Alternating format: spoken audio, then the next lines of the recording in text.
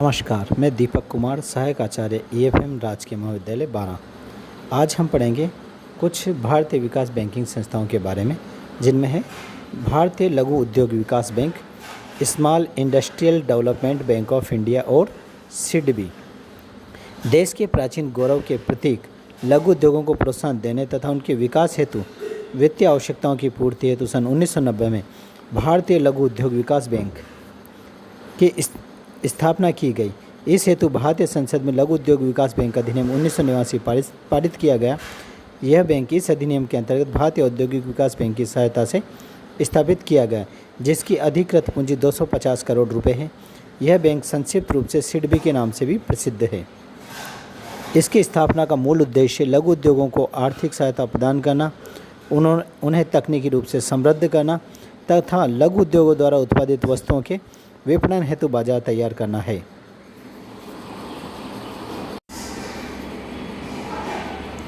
देश में लघु उद्योगों के विकास में सिडबी की महत्वपूर्ण भूमिका रही है। सिडबी द्वारा लघु उद्योगों के माध्यम से रोजगार सृजन का उल्लेखनीय कार्य किया गया है। कई योजनाएं तैयार कर लघु उद्योगों के उत्पादों को विक्रय हेतु मार्ग प्रशस्त किया गया है। नवीन तकनीक आधारित लघु उद्योग जिसे कंप्यूटर तथा उसके सहायक उपकरणों के लिए विशेष वित्त योजना का संचालन किया है। महिला उद्यमों के लिए महिला उद्यम निधि की स्थापना की है। लघु उद्यमों को एक ही छत पर या एक ही छत के नीचे सभी प्रकार की सहायता प्रदान करने हेतु एकल खिड़की योजना प्रारंभ की। अब इसकी प्रगति के बारे में देखेंगे हम। भारतीय लघु उद्योग विकास बैंक अपनी स्थापना के पश्चात ही तीव्र गति से विकास परियोजनाएं संचालित करने लगा।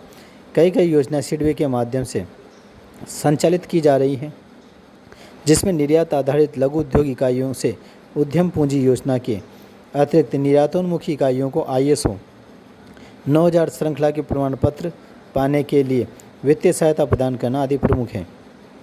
सिडबी द्वारा वर्तमान में 10,880 करोड़ रुपए के ऋण पंजीकृत किए गए थे या स्वीकृत किए गए थे, तथा 7,646 करोड़ रुपए के ऋण वितरित किए गए।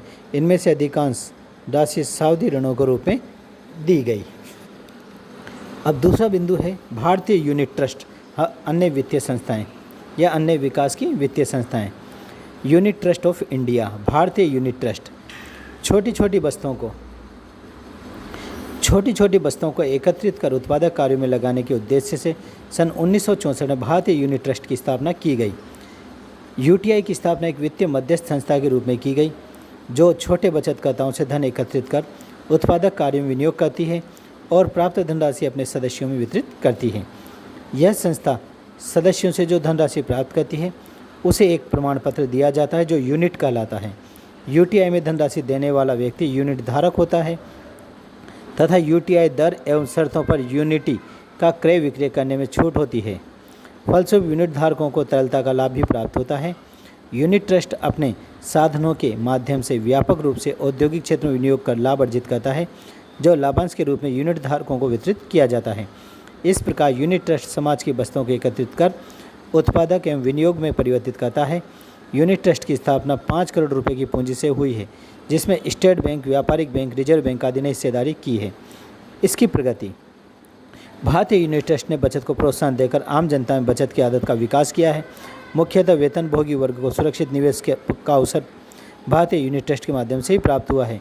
यूनिट ट्रस्ट में धन संग्रहण के लिए 27 योजनाओं का संचालन किया, जिसमें UTI 1964, UTI 1971, UTI 1976, अप्रवासी भारतीयों के लिए India fund 1986, Indira growth fund 1989, mutual fund तथा मास्टर शेयर्स आदि योजनाएं लोकप्रिय योजनाएं रही हैं।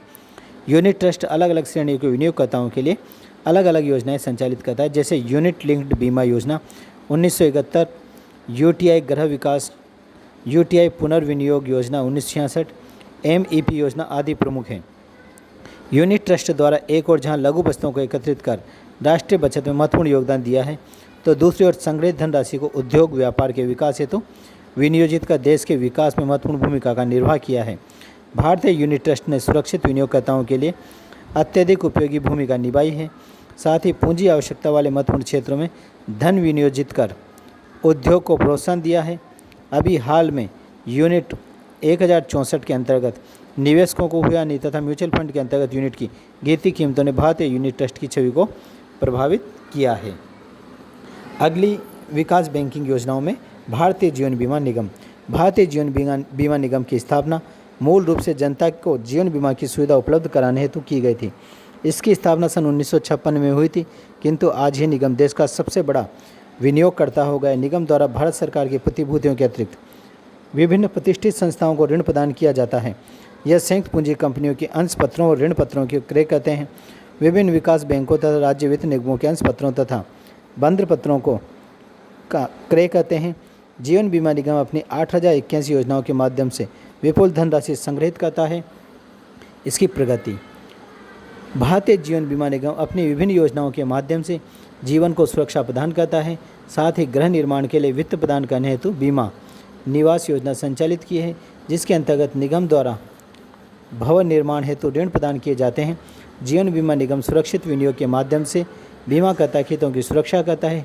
निगम द्वारा विभिन्न सरकारी योजनाओं में वित्त प्रदान किया गया है। सन 1990-91 में 688 करोड़ रुपए के ऋण प्रदान किए गए थे, जो वर्तमान में बढ़कर 1505 करोड़ रुपए के ऋण हो गए हैं।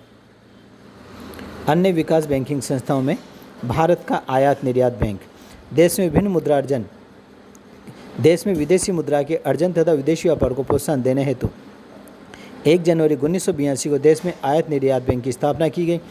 भारत में आयात निर्यात बैंक का मुख्य उद्देश्य निर्यातकों की निर्यात संबंधी समस्याओं का निदान करना, पूंजीगत माल, तकनीकी सेवाएं तथा अंतर्राष्ट्रीय मर्चेंट बैंकिंग सेवाएं प्रदान करना रहा है। बैंक द्वारा निर्यात संवर्धन हेतु निर्यात एवं आयात का नियोजन, प्रवर्तन एवं विकास हेतु वित्त प्रदान किया जाता है। निर्यातकों को प्रबंधकीय एवं तकनीकी सुविधाएं उपलब्ध कराई जाती है। बाजार का अध्ययन निर्यातकों को मध्यमकालीन व दीर्घकालीन वित्तीय आवश्यकताओं की पूर्ति इस बैंक द्वारा की जाती है। बैंक निर्यात कार्यों के लिए स्थगित भुगतानों के आधार पर अवधि ऋण प्रदान करता है और इसके अतिरिक्त बैंक द्वारा तकनीकी एवं सहकारी सेवाएं भी प्रदान की जाती है। आयात निर्यात बैंक की अधिकृत पूंजी 200 करोड़ रुपए है, जिसमें 500 करोड़ रुपए तक की वृद्धि की जा सकती है। बैंक अपने आर्थिक संसाधन में वृद्धि करने हेतु भारत सरकार से ऋण प्राप्त कर सकता है। साथ ही देशी एवं विदेशी बाजारों से भी संसाधन एकत्रित कर सकता है। अगली विकास बैंक संस्थाएं जो है भारतीय औद्योगिक विनियोग bank, industrial investment bank of India IIBI। भारतीय औद्योगिक विनियोग बैंक की स्थापना 27 मार्च 1993 को हुई थी। इस बैंक की स्थापना भारतीय औद्योगिक पुनर्निर्माण व पुनर्संगठन के पश्चात की गई। यह बैंक उद्योग व्यापार हेतु निगम वित्त प्रदान करता है। मुख्य रूप से रुग्ण एवं बंद इकाइयों के पुनर्स्थापना के लिए आर्थिक सहायता प्रदान करता है। निगम की पूंजी स्रोतों में भारत सरकार, रिजर्व बैंक तथा अन्य वित्तीय संस्थाओं के अंश पत्रों तथा बंध पत्र आते हैं। यह औद्योगिक इकाइयों के आधुनिकीकरण करने, नवीन उपकरण करने हेतु सावधि ऋण प्रदान करता है। बैंक द्वारा संयुक्त पूंजी वाली कंपनियों के अंश पत्रों एवं ऋण पत्रों का विज्ञापन भी किया जाता है। औद्योगिक इकाइयों के लिए आधारभूत संरचना का विकास, मर्चेंट बैंकिंग सेवाएं तथा वैश्वीकृत अर्थव्यवस्था की नवीन मांग को पूरा करने की दृष्टि से इस बैंक की अत्यधिक उपयोगिता है। इसकी प्रगति। भारतीय औद्योगिक विनियोग बैंक ने अपने की स्थापना के पश्चात ही देश में औद्योगिक रुग्णता को दूर करने में महत्वपूर्ण भूमिका निभाई है। उद्योगों के पुनर्स्थापित करने में महत्वपूर्ण भूमिका निभाई है। इसके अतिरिक्त उद्योगों को आधुनिकीकरण करने तथा तकनीकी सहायता प्रदान करने में भी बैंक का योगदान रहा है। बैंक द्वारा वर्तमान में 3880 करोड़ रुपए के ऋण स्वीकृत किए गए हैं और ऋणों के अतिरिक्त बैंक द्वारा 180 करोड़ रुपए के अंशों का अभिगोपन भी किया गया है। तो आज हमने पढ़ा है अन्य विकास बैंकिंग संस्थाएं जो कि भारत में कार्यरत हैं। धन्यवाद।